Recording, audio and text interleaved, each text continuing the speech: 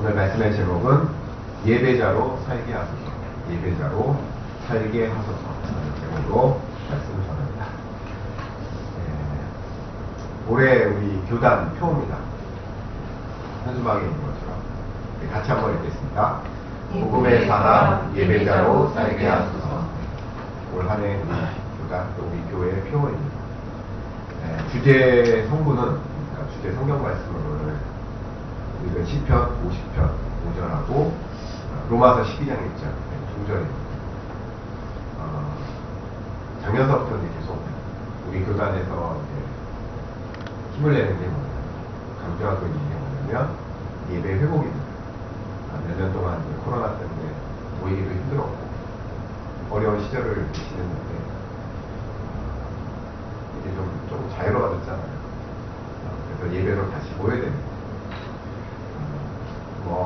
오늘 조사해 보면 한 30% 정도는 이제 교회에 다시 회복이 안 되는데 교회에 나올 생각이 별로 없다고 해요. 기존의 성도들도 한 30% 정도 그냥 비대면으로 계속해서 드렸으면 좋겠다라고 조사에서 그런 결과 나오더라고요. 어떤 이유인지 모르겠지만 그럼에도 불구하고 우리는 예배로 다시 모이는 것을 힘써야 될 것이고, 기존에 있었던 은혜들 그리고 하나님의 역사들이 계속해서 우리 가운데 있기를 소망해야 될 필요가 있습니다. 그래서 오늘 이 성경 구절 50편을 가지고 예배에 대해서 생각해 보겠습니다. 첫 번째로는요, 예배는 모이기에 힘써야 될 필요가 있습니다. 왜 그러냐? 하나님의 뜻이고 하나님의 명령입니다. 1절을 보면 전능하시니 여호와 하나님께서 말씀하사 해 돋는 데서부터 해 지는 데까지 세상을 부르셨도다. 그리고 5절에 이르시되 나의 성도들을 내 앞에 모으라. 그들은 제사로 나와 언약한 이들이니라 하십니다. 하나님께서 예배로 하나님께서 약속하신 성도들임을 분명히 말씀하고 있습니다. 그리고 해 돋는 데서부터 해 지는 데까지는 무엇을 의미하냐? 온 열방을 얘기하는, 모든 민족을 얘기하는 거죠.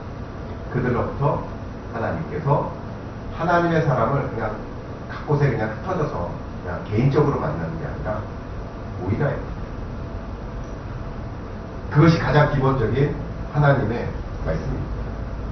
사도행전 2장 41절에도 보면 그 말을 받은 사람들은 세례를 받으매 이날에 신도의 수가 3,000이나 더하더라. 사도행전 처음에 교회가 세워지고 나고 성령이 임한 다음에 사도들이 나가서 복음을 전했을 때 많은 자들이 회개하고 교회로 모였어요.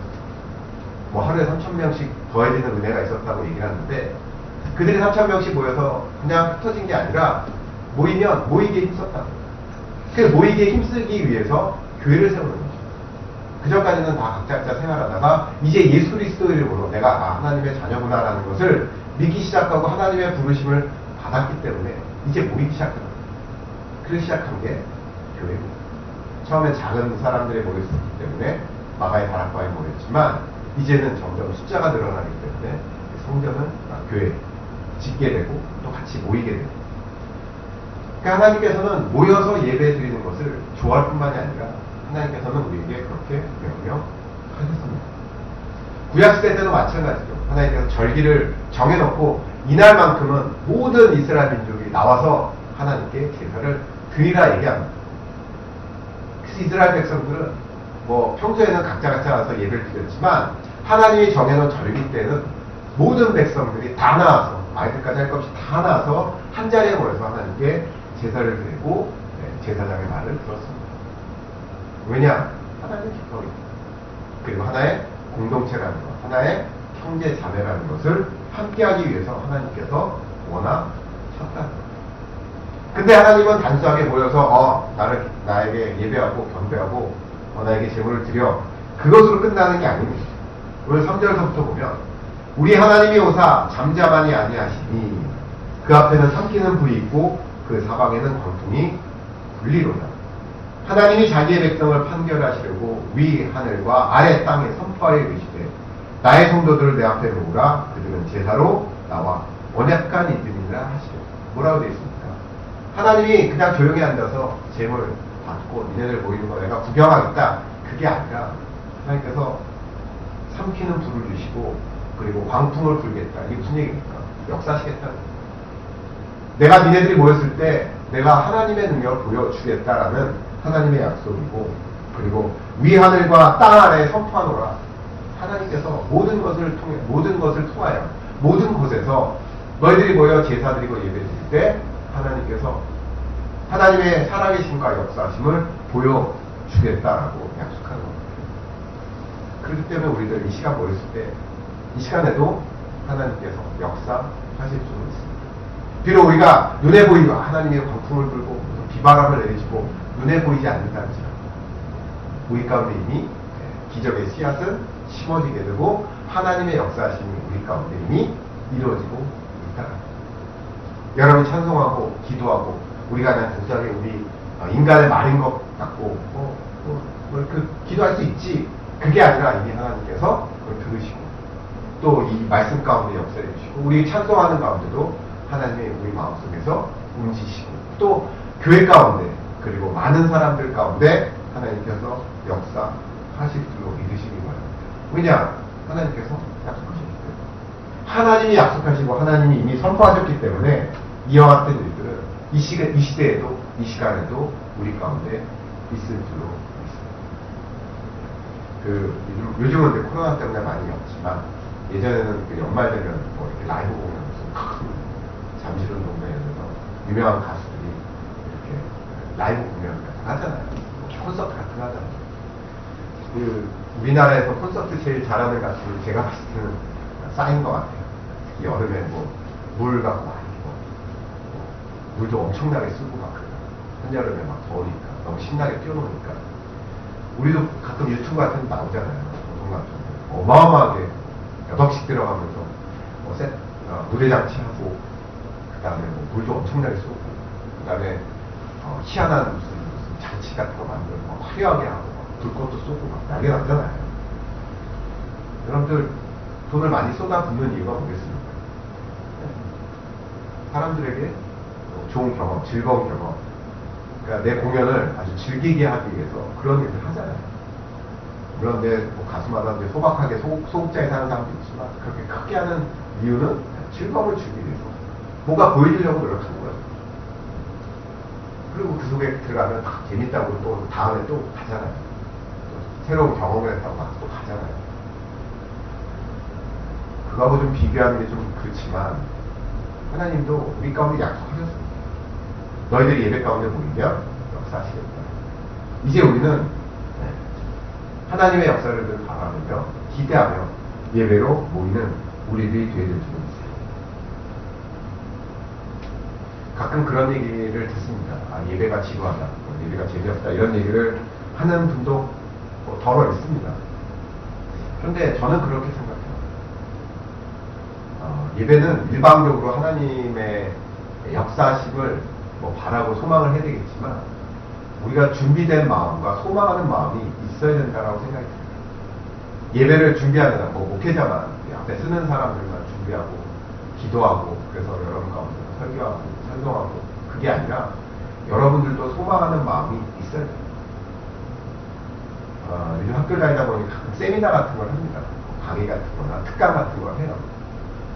그러면 특강을 가게 되면 여러분들 참여해봐서 알겠지만 여러분 억지로 참여하면은 그 세미나 재미가 없어요.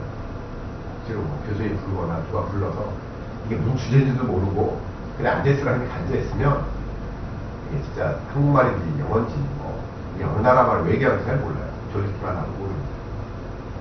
근데 내가 원고라고 해야 될지 그런 미리 관련된 문헌을 읽고 쭉 읽고 이게 이런 내용이구나라는 것들 그 주제에 대해서 조금 이해하고 가면 훨씬 재밌습니다. 그리고 질문도 할 수 있어요. 읽다 보니까 또 강의하고 내용하고 이런 것들 듣다 보니까 궁금하네. 궁금하다는 것은 그만큼 사전 지식이 있다는 거죠. 듣다 보니까 이게 궁금하네. 질문도 하게 돼요. 그리고 내가 준비하게 되면 그분과 토론도 할 수 있습니다. 그러니까 내 의견을 얘기할 수 있고 그 사람의 그 의견에 대해서 그 사람의 생각을 듣게 되고 그러니까 준비한 사람하고 안 한 사람하고 완전 달라요. 정말 그런 여러분들 느끼실 거예요. 수업도 마찬가지죠. 준비한 사람과 준비하지 못한 사람은 선생님이 얘기하는 게 완전 다릅니다. 그 얘기 무슨 얘기냐? 하나님의 은혜도 마찬가지예요. 하나님께서 막 은혜를 강제적으로 막 쑤셔 넣을 수도 있습니다. 우리 가운데 막 기적을 막 보여줘서 막 당신이 그냥 막 강제로 밀어붙일 수도 있어요. 근데 그런 방법은 하나님께서 잘 쓰지 않습니다. 특별한 경우 아닙니다. 그럼 언제, 그럼 우리가 어떻게 은혜를 받냐? 여러분 준비하십니까? 여러분이 소망하시고 기대하시고 오늘 내가 무엇을 하나님께서 어떻게 역사하실까를 소망하고 오시면 하나님께서 준비한 역사들을 체험하실 수 있다는 겁니다. 왜? 하나님께서 이렇게 약속하셨기 때문에 그래요. 하나님께서 모으라고 얘기하는 것은 그냥 단순하게 많이 모인 게 좋아서가 아니라 모여서 하나님의 역사를 보여주시고 그 역사를 보여준 가운데 점점점 더 많은 자가 하나님을 믿기를 원하십니다. 그리고 그곳에서 하나님이 역사하시기. 이찬수 목사님이 그런 설교 가운데 그런 얘기 하시더라고요. 똑같은 얘기예요. 사람들이 종종 그런 얘기 한다는 거예요. 왜 예배가 지루하냐? 아, 예배 집에서 못 드리겠습니다. 그렇게 얘기한다는 거예요. 그래서 이 목사님도 고민을 많이 했대요. 왜 어떤 사람은 예배가 똑같은 예배를 드려도 어떤 사람은 예배가 참 은혜스러운데 어떤 사람은 지루하다고 얘기한다. 그 이유가 뭘까? 이유가 뭘까? 그러니까 이분은 어떻게 결론 내냐면 예배가 지루한 이유는 하나님과의 추억이 없다는 거예요. 추억이 없으니까 뭐 와서도 밍숭한 거예요. 근데 추억 있는 사람들, 즉 하나님과의 많은 은혜를 경험하고 기적을 체험하고 하나님 앞에 믿음으로 나아가는 사람은 추억이 있으니까 나오면 즐거운 거예요. 마치 이런 거죠. 무슨 연인을 만나는 거죠. 우리 생판 모르는 사람이랑 같이 만나면 서먹서먹 하잖아요. 뭔 말 해야 될지도 모르겠고 그러잖아요. 근데 아주 친한 사람 또는 사랑하는 연인과 좋은 추억 있는 사람 만나면 이 수달 얘기할 게 많습니다. 그 만나면 즐거운 거죠. 똑같은 거죠. 여러분들 얼마나 많은 하나님과의 추억이 있으십니까? 특별히 여러분 예배 가운데 얼마나 많은 하나님의 은혜와 기적과 깨달음과 역사하심을 체험하는 거예요. 분명히 하나님은 약속하셨어요. 내가 삼키는 불을 낼 것이고 사방에는 광풍을 불어줄 거라. 여러분들 우리 모이기에 힘써야 될 것이고 또 그 안에 하나님의 역사하심이 약속되었다면 여러분들 그 약속을 여러분들 체험할 수 있는 여러분들 되시고요. 날마다 소망함으로 나오는 여러분들 되시기 바랍니다. 히브리서 10장 25절에 모이기를 피하는 어떤 사람들의 습관과 같이 하지 말고 오직 권하여 그날이 가까움을 볼수록 더욱 그리하자. 네, 모이는 걸 자꾸 회방하는 사람, 모이기를 자꾸 이렇게 싫어하는 사람들과 같이 하지 말라요. 그 사람들의 습관을 쫓아가지 말라요. 그 얘기는 뭐냐? 그 모든 습관들을 다 깨고 모이기에 힘쓰라. 특별히 마지막 때가 온다라고 느꼈을 때는 더욱 모이기에 힘쓰라라는 히브리서의 말씀입니다. 오늘 이 말씀을 다시 한번 잘 새기면서 올 한해 예배로 나아가기를 힘쓰는 여러분들 되시기 바랍니다. 두 번째로는요, 말씀으로 사는 것이 필요합니다. 예배로 사는 사람은 말씀으로 살아감이 필요합니다. 우리 5절에 보면 하나님께서 우리를 모이게 힘쓰라고 얘기하셨는데 그 모이게 힘쓰라는 것은 나의 성도들을 내 앞에 모으라. 이들은 제사로 나와 언약한 이들입니다. 이렇게 되어 있습니다. 약속의 관계라는 거예요. 하나님은 우리를 부르실 때 그냥 강제적으로 무슨 어디 그 예전에는 그랬잖아요. 남의 나라 침범하면 무조건 강제로 그 노예로 잡아오고 막 그랬잖아요. 강제로 잡아온 거잖아요. 하나님은 우리를 그렇게 부르시지 않았잖아요. 너 내 노예니까 내 종이니까 내가 너 일로 와. 멱살 잡고 온 게 아니라는 거예요. 하나님 우리에게 무엇으로 우리에게 관계를 맺으셨냐? 약속으로 맺으셨다. 그래서 기독교는 언약의 종교입니다. 약속. 중요한 겁니다. 모든 믿음의 사람들과 하나님은 강제로 부르는 게 아니라 다 약속하신 바가 있는 겁니다. 그리고 하나님을 믿고 난 다음에 그리고 언약을 맺습니다. 네가 예수 잘 믿으면 이렇게 될 거야 라는 약속을 하세요. 그 약속의 가장 큰 징표가 뭡니까? 예수님이죠. 구약시대 때 다 언약으로 문서로 그리고 선지자들로 다 약속되어 있습니다. 너희들이 하나님께 돌아오면 다시 이스라엘의 부흥이 있을 거야. 계속해서 말을 안 들으니까 어떻게 합니까? 그래도 너희를 위해서 구세주를 보내줄 거야. 보내줄 거야. 보내줄 거야. 계속해서 약속하는 거죠. 그래 드디어 예수님이 이 땅에 오시는 거죠. 그러면서 6절에 뭐라고 되어 있습니까? 하늘이 그의 공의를 선포하리니 하나님 그는 심판장이시거든요. 심판장이라는 건 단순하게 그냥 너 유죄, 너 무죄 그런 의미의 뭐 어떤 법률상의 어떤 재판장의 의미가 아니라 이건 스스로 심판이 되어서 정말 내가 약속을 잘 지키니까 하나님 당신이 약속을 잘 지키는지 너희들이 약속을 잘 지키는지 보시겠다. 그냥 단순하게 심판장이 되어서 우리를 막 두려움에 떨고 내가 유죄냐 무죄냐 내가 죄가 있냐 없냐 이런 차원의 문제가 아니라 내가 너희들하고 약속했잖아. 근데 내가 심판이 돼서 나도 물론 너희들도 지키는지 볼 거고 나도 지키는지 보겠다라는 하나님의 어떤 뭐라 그럴까요? 선포, 하나님의 어떤 자신감 또는 하나님이 우리와 함께하고자 하는 그 언약의 어떤 신빙성을 우리에게 주시는 겁니다. 사실은 하나님이 우리를 종으로 대해도 돼요. 그렇잖아요. 하나님이 챙겨주시고 우리 피조물이기 때문에 무조건 강제할 수 있습니다. 그래도 우리는 뭐 아무 할 말이 없는 거지. 그러나 하나님은 우리를 그렇게 대하지 않았어요. 어찌 보면 우리를 동등한 입장에서 우리를 대하신 겁니다. 우리의 인격을 존중하는 거죠. 그래서 어떻게 합니까? 약속을 주는 거죠. 우리가 여러분들 노예한테 약속을 합니까? 노예에게는 약속 안 합니다. 그냥 강제하면 됩니다. 명령만 하면 됩니다. 약속이라는 것은 대등한 관계에서 어느 정도는 대등한 관계에서 하는 게 약속입니다. 왜? 함부로 깰 수가 없어요. 내가 힘에 권력 있으면 그 약속 같은 거 무시해버려도 돼요. 근데 내가 힘이 있음에도 불구하고 약속을 지키는 건 뭐냐? 그 사람과 나와의 동등한 것을 인정하기 때문에 그 약속을 반드시 지키는 겁니다. 예를 들어 예수님도 이 땅에 오셨을 때 당신 마음대로 설교하고 당신 마음대로 기적을 행하지 않았습니다. 다 약속에 있는 거죠.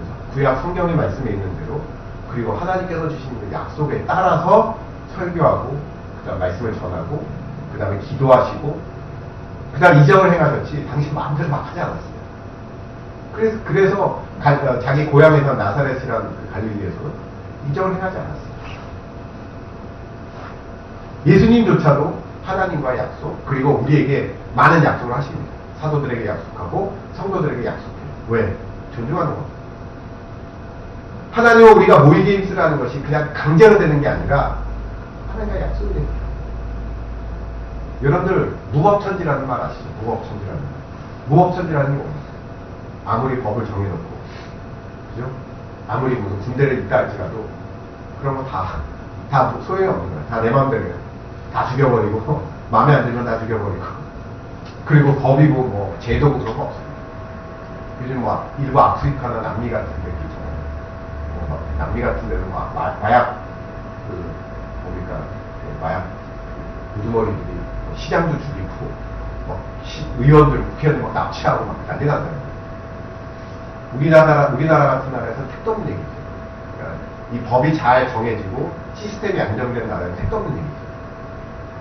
이게 무법천지라는 건 약속이 통하지 않는 상황이에요. 근데 우리가 이렇게 나라가 안정되고 선진국이라는 것은 왜 선진국이냐? 무법천지가 안 되냐? 약속을 지키기 때문에. 그렇잖아요. 약속을 잘 지키기 때문에 우리가 만들어 온 이 시스템이 잘 돌아가는 작동이 되는 겁니다.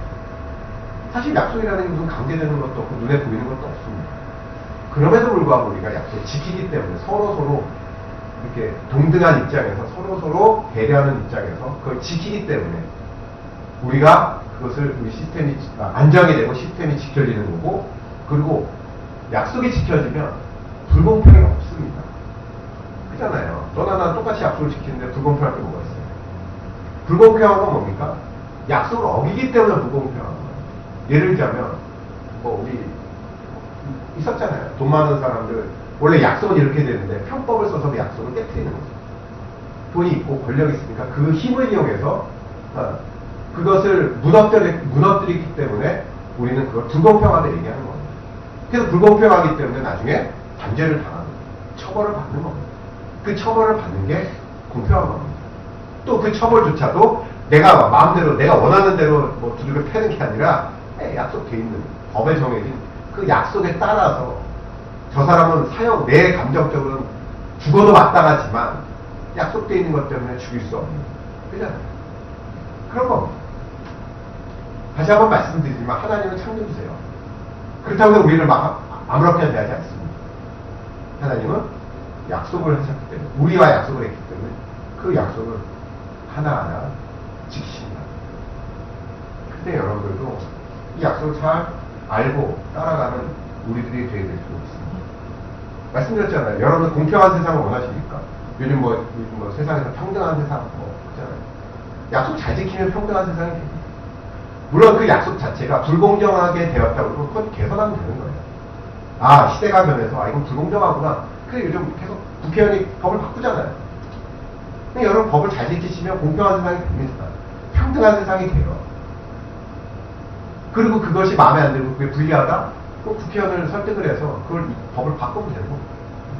근데 하나님의 법은 인간의 법은 그렇게 불완전해요. 시대가 바꾸면 또 바뀔 수 있는 거예요. 근데 하나님의 법은 바뀌지 않습니다. 왜? 완전하기 때문에. 그래서 여러분들 그 약속을 잘 지키시기 바랍니다. 여러분이 예를 들어서 구원받는 거 하나님의 마음대로 너 이쁘다 해서 그냥 구원하거나 너 마음에 안 들어 그래서 구원하지 않습니다.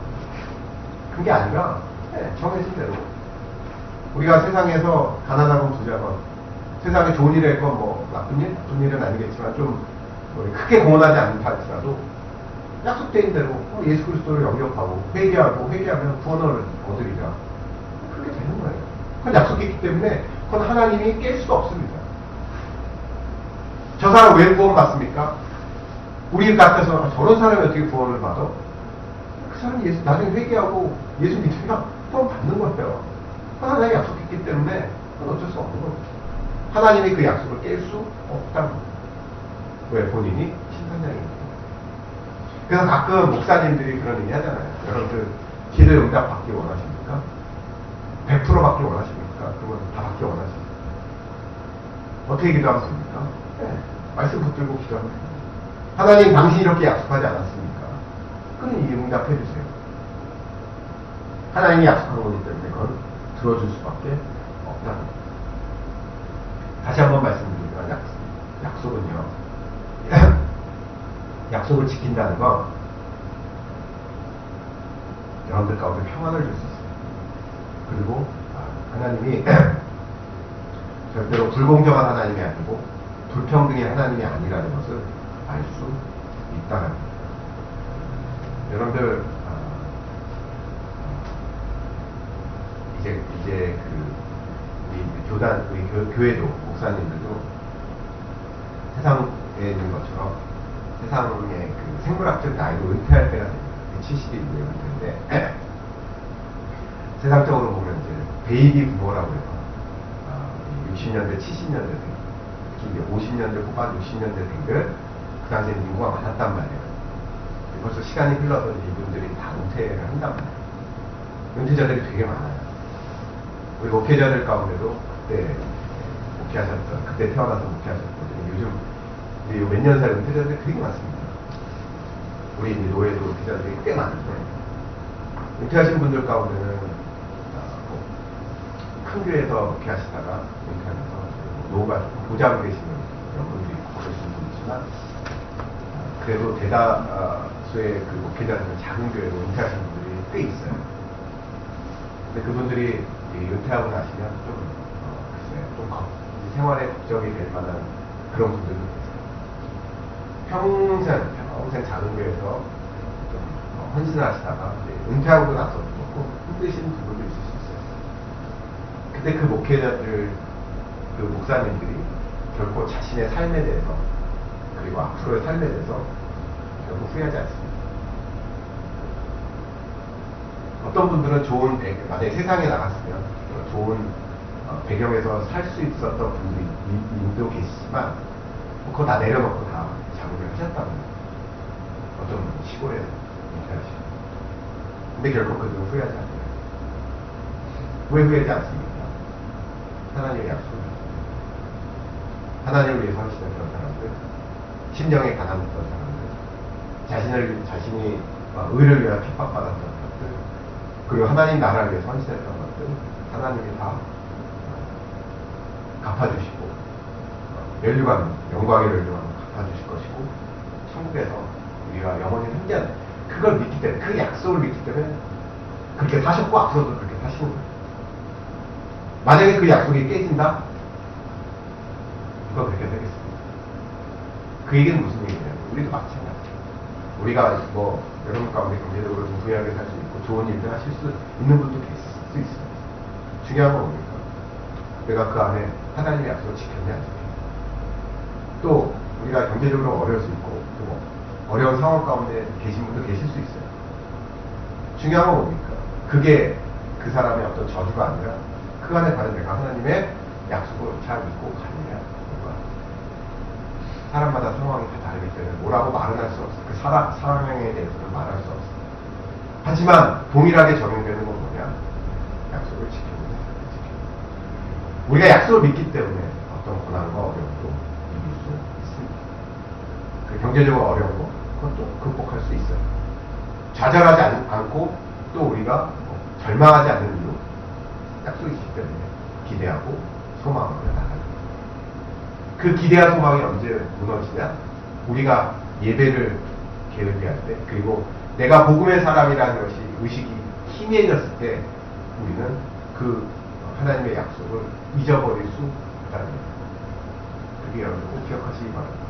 난 복음의 사람이고 늘 예배자로 살겠습니다라는 헌신이 있다면 하나님의 약속도 굳게 믿고 가는 그리고 소망을 갖는 우리들이 될 수 있습니다. 마태복음 5장 18절 진실로 너에게 이르노니 천지가 없어지기 전에는 율법의 1.1획도 결코 없어지지 아니하고 다 이루리라. 약속은 반드시 이루어진다는 하나님 예수님의 명령이고 선포입니다. 결론을 맺자면 올 한 해 우리가 예배로 모여야 됩니다. 하나님이 원하시고 또 하나님이 역사해 주신다는 그 약속이 있기 때문에 그리고 이 말씀으로 산다는 건 약속을 믿는다는 거예요. 그리고 그 약속을 믿었기에 우리는 약속에 따라서 영광의 면류관을